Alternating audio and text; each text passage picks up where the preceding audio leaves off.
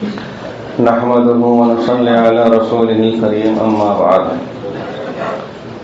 قال الله سبحانه وتعالى: يا أيها الذين آمنوا كتب عليكم الصيام كما كتب على الذين من قبلكم لعلكم تتقون. محترم بزرگوں، بھائیوں، ساتھیوں، پروردگار عالم نے امت محمدیہ پر روز افزوں انعامات بڑھائے ہیں. امت محمدیہ کو اللہ تعالی شانہ نے بہت سی خصوصیات خاتم النبیین رحمت للعالمین کے صدقے میں عطا فرمائی ہیں. بہت سے عبادتیں وہ ہیں جو اس امت کو مخصوص طور پر دی گئیں. بہت سی عبادتیں وہ ہیں جو پہلی امتیں بھی کرتی چلی آئی تھیں، لیکن اس امت کے اندر پروردگار عالم نے ان عبادتوں کا اجر و ثواب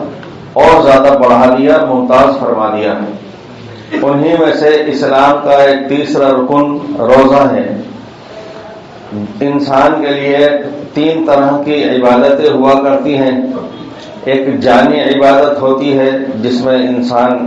کا بدن، جسم، وقت وہ کام کرتا ہے، جیسے نماز پڑھنا ہے، روزہ رکھنا ہے. ایک مالی عبادت ہوتی ہیں جیسے کہ زکوٰۃ ہے، صدقات ہے، فطرہ ہے، دیا ہے، کفارہ ہے، وغیرہ وغیرہ.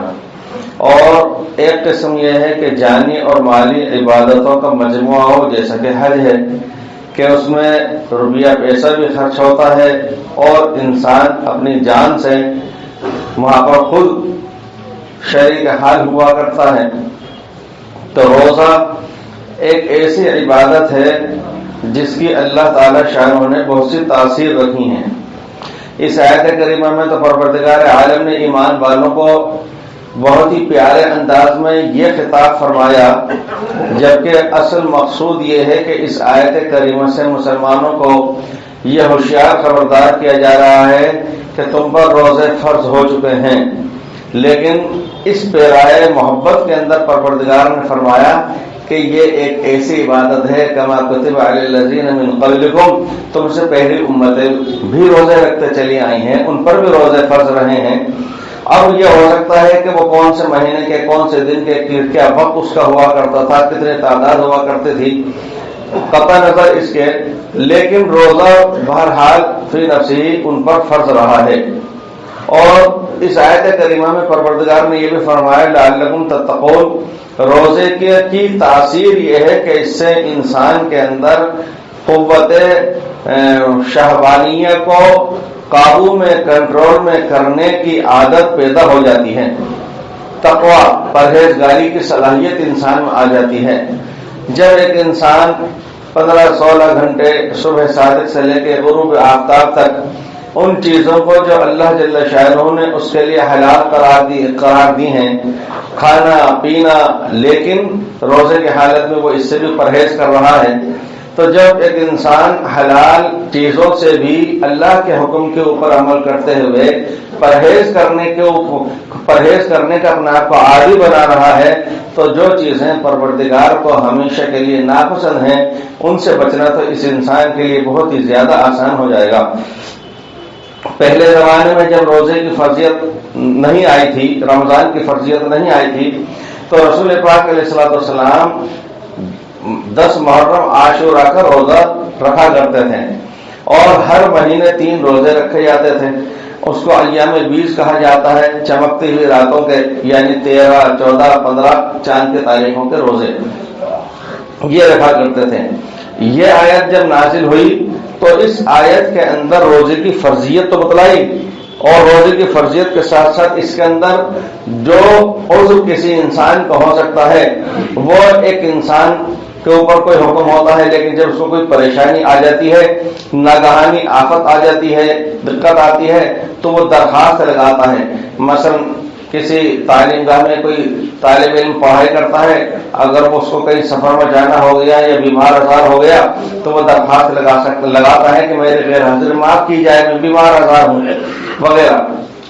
قربان جائیے ہونا ہی چاہیے تھا کہ جب روزہ رکھتے ہوئے کوئی سفر میں جاتا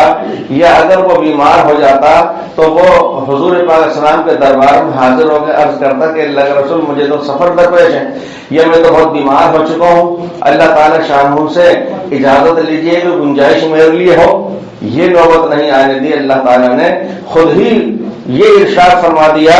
کہ ایام معدودات فمن کان منکم مریضا او علی سفر فعدۃ من ایام اخر، چند دن کے روزے رکھنے ہیں اور ہاں کوئی بیمار آزار ہے، کوئی سفر میں چلا گیا ہے تو ان لوگوں کے لیے گنجائش ہے کہ بعد میں چل کر کے اتنے روزوں کی قضا کر لیں۔ تو یہ اللہ تعالیٰ شاہ نے خود نے اجازت بھی عطا فرمائی۔ لیکن اس کے بعد پھر حکم اچھا اور یہ بھی آیا تھا اس کے اندر کہ وَالَّذِينَ يُطِيقُونَهُ فِدْيَةٌ طَعَامُ مِسْكِينٍ، یعنی روزہ تو فرض ہے لیکن شروع کے اندر دونوں گنجائشیں رکھی گئیں کہ طاقت صحت قوت ہوتے ہوئے روزہ رکھنا چاہو تو دیکھو زیادہ بہتر ہے رکھنا، اور اگر روزہ رکھنا تم نہیں رکھنا چاہ رہے تو ایسا کرو اس کے بدلے میں فدیہ دے دینا۔ تو شروع میں ابتدائے اسلام میں جب روزہ فرض ہوا تو اس وقت دو صورتیں تھیں، ایک تو یہ کہ چاہے روزہ رکھ لو یہ فرضیت ادا ہو جائے گی، اور اگر چاہو تو روزہ نہ رکھ کر اس کی طرف سے فدیہ دے دو تو یہ فرضیت ادا ہو جائے گی۔ لیکن بعد میں جا کر کے پھر آیا فمن شہد منکم الشہر فلیصمہ، جو شخص تم میں سے ماہ رمضان المبارک کو پائے اس پر لازم ہے کہ روزہ ہی رکھے۔ اب وہ جو گنجائش تھی فدیہ دینے کی وہ شیخ فانی کے حق میں باقی رہ گئی، یعنی وہ بیمار آزار مرد اور عورت جو روزہ رکھنے کے قابل نہیں ہے، اور نہ صرف یہ کہ روزہ رکھنے کے قابل نہیں ہے بلکہ ان کو تجربہ کار ماہر معالج یہ کہہ دے کہ تم اپنی زندگی میں روزہ رکھنے کے قابل ہمیں نہیں دکھ پا رہے، تو ایسا مریض جو دائمی ہو ہمیشہ کا اس کے لیے گنجائش ہے کہ وہ فدیہ ہی ادا کر دیا کرے، روزہ نہ رکھا کرے۔ پھر یہ بھی ایک حکم تھا اس زمانے کے اندر شروع میں ابتدائی اسلام میں کہ روزہ رکھنا تو فرض ہر ایک پر ہو گیا، لیکن کھانے پینے کی اور مباشرت کی اجازت اس وقت تک تھی جب تک کہ سوئے نہیں۔ اب مان لیجئے کہ ایک شخص تراویح پڑھ کر کے اور سو جاتا ہے،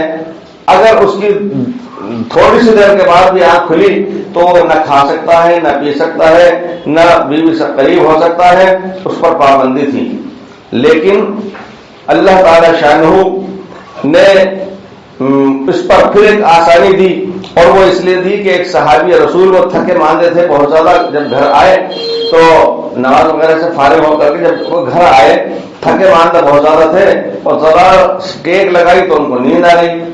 اور جب نیند آئی تو اس کے بعد بیدار ہونے پر انہوں نے وہ اس احتیاط کے پرہیز کے خلاف کر لیا۔ اللہ تعالی شاہ کی طرف سے آیت نازل ہوئی علم اللہ انکم کنتم تختانون انفسکم فالآن باشرون، کہ حق تعالی جل شانہ کو معلوم ہے کہ تم سے اس میں خیانت ہوئی ہے، بے احتیاطی ہوئی ہے، یعنی سو کر کے اٹھنے کے بعد بھی پھر وہ پرہیز نہیں کر سکے۔ اللہ تعالی شاہ نے اس وقت کو اور آگے تک بڑھا دیا کہ اور فرمایا کہ حتی یتبین لکم الخیط الابیض من الخیط الاسود من الفجر،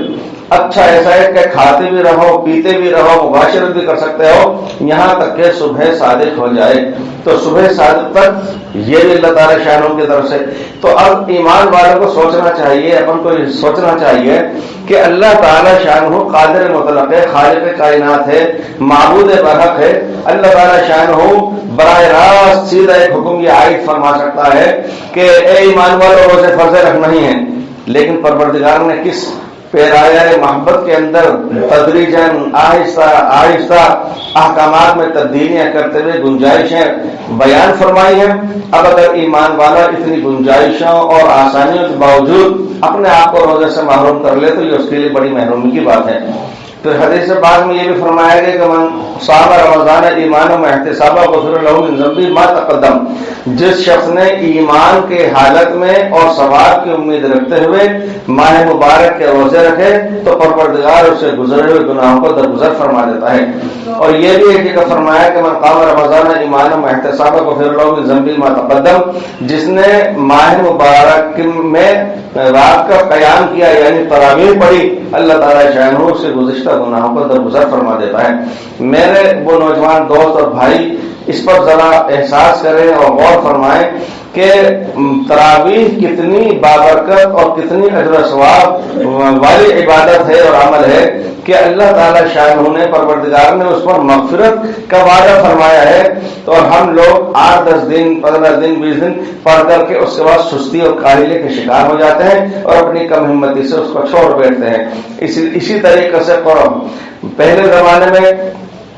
سحری نہیں تھی، دوسری امتوں میں سحری نہیں تھی، لیکن اللہ کے رسول علیہ السلام جب سحری کے وقت کسی کو دیکھتے کوئی آ رہا ہے تو اس کو فرماتے آؤ آؤ برکت والا کھانا کھا لو، یعنی سحری کا کھانا برکت والا کھانا بتلایا گیا۔ بلکہ رسول پاک صلی اللہ علیہ وسلم نے خود فضائل بیان فرمائے اور یہ فرمایا کہ اللہ تعالیٰ شان اور اس کے فرشتے رحمت بھیجتے ہیں سحری کھانے والوں پر۔ یعنی آپ اندازہ فرمائیے کہ ایک تو فائدہ بھی خود ہی اٹھا رہا ہے روزے دار، اور دن بھر سحری کرنے کے بعد دن بھر کے روزے پر تقویت قوت بھی حاصل خود کر رہا ہے، پیٹ بھی اس کا خود کا اپنا بھر رہا ہے، اور پروردگار اس کو اجر و ثواب بھی عطا فرما رہا ہے۔ ایک حدیث پاک میں فرمایا گیا کہ یہود و نصارہ وہ سحری نہیں کھایا کرتے تو وہ سحری کیا کرو، تو اس لیے سحری کا بھی ہمیں آپ کا اہتمام کرنا چاہیے۔ پھر سحری کا وقت اتنا قیمتی وقت ہوا کرتا ہے جو اللہ سے لو لگانے کا وقت ہے۔ 12 مہینے پورے سال سحر کا وقت، آپ کو یاد ہوگا کہ ایک حضرت یوسف علیہ السلام کے بھائیوں سے غلطی ہو گئی تھی کہ اپنے بھائی یوسف کو وہ لے آ کر کے کنویں میں دھکیل کر کے آ گئے تھے، گناہ ہو گیا تھا، بہت بڑا گناہ ان سے ہوا تھا۔ والد محترم روتے رہے، آنکھوں سے آنسو بہتے تھے، روشنی جاتی رہی تھی۔ پھر ایک زمانہ آیا کہ یوسف علیہ السلام بھی مل گئے، ان کے بھائیوں کو بھی شرمندگی ہوئی، اپنے والد سے انہوں نے اقرار بھی کر لیا کہ ہاں ہم سے گناہ ہوا تھا، غلطی ہوئی تھی، ہم آپ سے شکار پہ لے جانے کے بہانے سے اور کنویں میں دھکیل کر کے آ گئے تھے اپنے سوتیلے بھائی کو۔ تو انہوں نے کہا کہ اے ابا جان، ہمارے لیے اپنے پروردگار سے گناہ معاف کروائیے، مغفرت کروائیے، ہماری استغفار کیجیے ہمارے حق میں۔ تو یعقوب علیہ السلام نے اسی وقت فوراً اپنے ان اولاد کے حق میں استغفار نہیں فرمایا، بلکہ انہوں نے ارشاد فرمایا سوف استغفر لکم، میں عنقریب اپنے پالنہار سے تمہارے واسطے استغفار کروں گا۔ تو مفسرین نے لکھا ہے کہ انہوں نے اس لیے یہ بات کہی تھی کہ ان کا ارادہ تھا کہ سحری کے وقت میں وہ استغفار کریں گے۔ میرے آپ کے اپنے لوگوں میں اور نبیوں میں بہت فرق ہے۔ اپن لوگوں کو موت کبھی بھی کسی وقت اچانک آ سکتی ہے، انبیاء کرام کے لیے اللہ تعالیٰ شانہ کی طرف سے یہ ضابطہ رہا ہے کہ ملک الموت آتا ہے تو اطلاع دیتا ہے کہ مجھے پروردگار نے آپ کے روح لینے کے لیے بھیجا ہے، آپ اجازت دیں اور میں حکم الہی پورا کر لوں۔ یہ حدیثوں کے اندر ہے، صراحتاً ہے۔ تو چونکہ وہ تو نبی یہ بنا کہ ان کو تو موت آئے گی تو پہلے پتہ چلے گا، ہمیں آپ کو پتہ نہیں ہے، اس لیے ہمیں آپ کو تو فوراً استغفار کرنا چاہیے۔ میں یہ عرض کر رہا تھا کہ یعقوب علیہ السلام نے بھی سحری کے وقت کو چنا تھا اپنے بیٹوں کے لیے استغفار کرنے۔ یہ سحری کا اتنا قیمتی وقت جو ایک بندے کا اپنے پالنہار پروردگار سے لو لگانے کا وقت ہے، اب اپنی نسبت قائم کرنے کا وقت ہے، اپنے دو آنسو اللہ کے سامنے ٹپکانے کا وقت ہے، اپنی آفت مصیبت پریشانیوں جو ادھر ادھر اپن دھکے کھاتے پھرتے ہیں، ٹھوکریں کھاتے پھرتے ہیں اور لوگوں کو خوشامد دے کر کے منوانے کی کوشش کرتے ہیں، وہ ساری کی ساری آفتیں مصیبتیں پریشانیاں اپن پروردگار عالم کے سامنے اپنے دامن مراد پھیلا کر کے کیوں نہ مانگیں کہ وہ اللہ تعالیٰ شانہ تو دینے کے لیے تیار آمادہ ہے۔ حدیثوں میں فرمایا گیا کہ بندہ جب اس سے سوال کیا جاتا ہے تو اس کو برا لگتا ہے، اس نے مجھ سے کیوں مانگ لیا،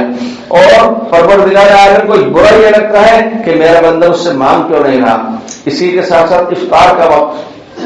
افطار یہ سنت رسول ہے۔ افطار کے حدیث پاک میں کہا گیا کہ میری امت خیر اور فلاح پر رہے گی، کامیابی اور کامرانی پر قائم رہے گی جب تک کہ وہ سحر میں تاخیر اور افطار میں جلدی کرتی رہے گی۔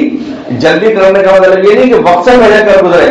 جلدی کرنے کا مطلب افطار میں یہ ہے کہ جب سورج غروب ہو چکا ہے اور 2 منٹ آپ نے احتیاط کے بھی لے لی ہے تو اب خواہ تارے چمک پڑے اور روا دکھنا بند ہو جائے، اس انتظار میں نہ رہیے، وقت ہو گیا غروب، تو افطار کر لیجیے. سحری ابھی صبح صادق نہیں ہوئی، آپ کو 100% یقین ہے 5-10 منٹ احتیاط سے کرتے ہوئے اس سے پہلے تک کھا سکتے ہیں. لیکن آدمی سوچا نہیں مجھے تو 1 گھنٹے 2 گھنٹے پہلے کھانا ہے، یا سحری کھا کر کے 12-1 بجے سو جانا ہے، تو یہ فضیلت اپنی رہ جاتی ہے. افطار کا وقت کتنا قیمتی وقت ہوتا ہے کہ ایک مزدور کو جس وقت میں 6 گھنٹے 8 گھنٹے خون پسینہ بہانے کے بعد مزدوری اور انعام ملنے کا وقت آئے تو وہ ادھر سے ادھر ہو جائے، کتنی بڑی بات ہے. اللہ تعالی شانہ اپنے اس روزے دار بندے کو عنایت فرماتا ہے بدلہ، اور یہ روزے دار افطار کے وقت میں اور ادھر ادھر دوسری چیزوں میں متوجہ ہو جاتا ہے. تو وہ وقت ایسا ہے کہ آدمی اپنے لیے استغفار کرے، پوری امت کے لیے توبہ کرے، اور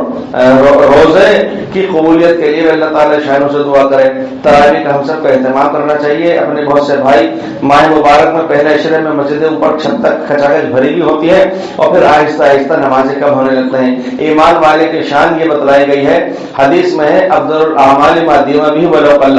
سب سے بہتر افضل عمل وہ ہے کہ آدمی پابندی سے کرے چاہے وہ تھوڑا ہو. اس لیے پابندی سے اہتمام سے اپنے کو انشاءاللہ عمل کرنا ہے.